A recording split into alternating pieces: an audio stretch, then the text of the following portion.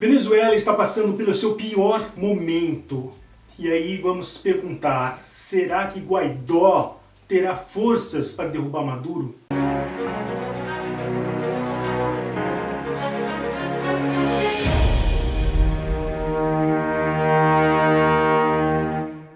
Para quem está confuso sobre este novo capítulo da história da Venezuela, vou deixar aqui resumidamente todas as informações que você precisa saber. Na terça-feira, dia 30 de abril, o líder Leopoldo Lopes, que cumpriu 14 anos de prisão em regime domiciliar, foi liberado por um grupo de militares e funcionários do SEBIN, o Serviço Bolivariano de Inteligência. O grupo se uniu ao líder do parlamento e reconhecido presidente Juan Guaidó. Juntos, Lopes e Guaidó, nos arredores da base aérea de La Carlota, convocaram a população para tomar as ruas do país, para pressionar a saída de Nicolás Maduro. Porém, as manifestações não surtiu o efeito desejado, já que a Venezuela foi minada por Maduro. Durante os últimos anos de repressão, muitos fugiram da Venezuela.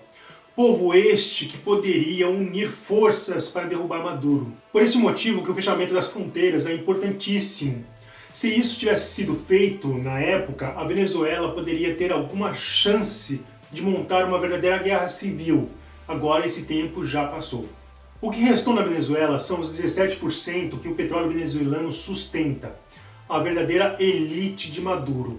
E o povo, né, claro, os mais fracos, os desamparados, os que estão definhando sem forças físicas e emocionais para lutar contra Maduro. Os militares também já mostraram que desprezam o povo, usando seus possantes blindados para atropelá-los. E para piorar a situação, Maduro ainda possui uma milícia constituída de 1,6 milhão de pessoas apenas para reprimir qualquer opositor que estiver nas ruas. Bolsonaro se mostrou cauteloso sobre uma possível intervenção, acreditando que haverá uma fissura na cúpula militar da Venezuela. Alguns blogs de esquerda estão espalhando a informação que Bolsonaro decidirá sozinho essa questão da Venezuela.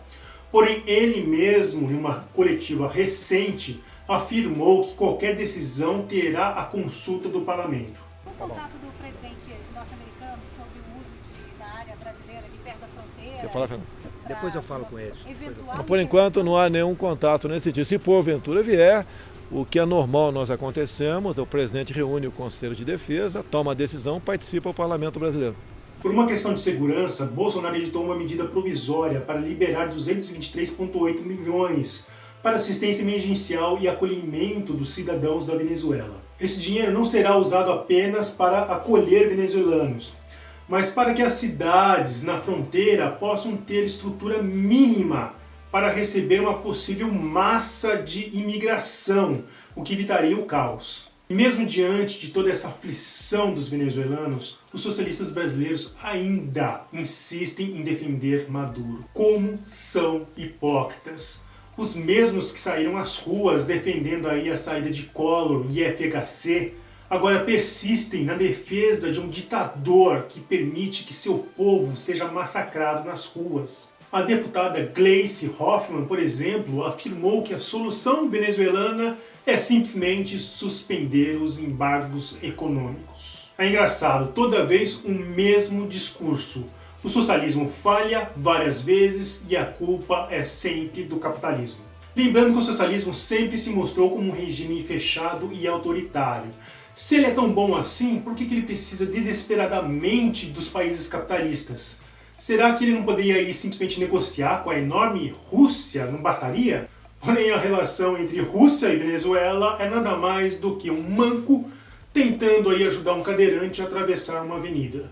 E o deputado Paulo Pimenta, aquele mesmo que já saudou Maduro várias vezes, criticou aí os deputados do PSL Carla Zambelli e Luiz de Bragança, afirmando que os mesmos que defenderam o impeachment agora querem lançar o Brasil em uma verdadeira guerra. E para você ver como é o alinhamento ideológico entre as fontes utilizadas pela esquerda, vou trazer aqui a matéria do DCM, compartilhado por Paulo Pimenta. Na postagem replicou a matéria: deputado descendente de rei que fugiu de Napoleão quer mandar os brasileiros para uma guerra na Venezuela. Luiz Felipe é sim descendente da família imperial, Só que ele renunciou aos seus direitos ao se casar com uma mulher fora da esfera imperial, um casamento morganático. Luiz Felipe é um cientista político, ativista e tornou-se deputado pelo PSL. Portanto, criar um paralelo com o Twitter dele, do deputado, e a fuga de Dom João VI é um contrassenso completo. E para vocês verem até onde vai o viés ideológico, veja como esse jornalista terminou a sua matéria.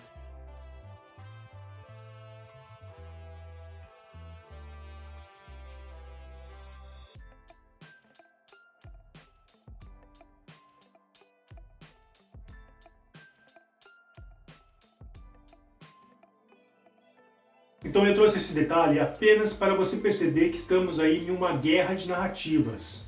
E aí a pergunta que fica é: qual será a narrativa correta? Qual será a narrativa verdadeira? E a história já revelou qual o caminho você deve seguir. Qual o caminho da verdade?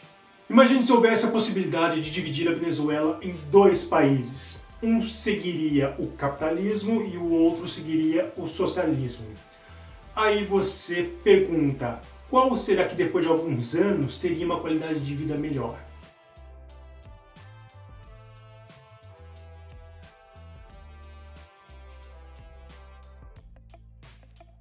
Então, nesse caso, você já sabe de que lado você deve estar nessa história.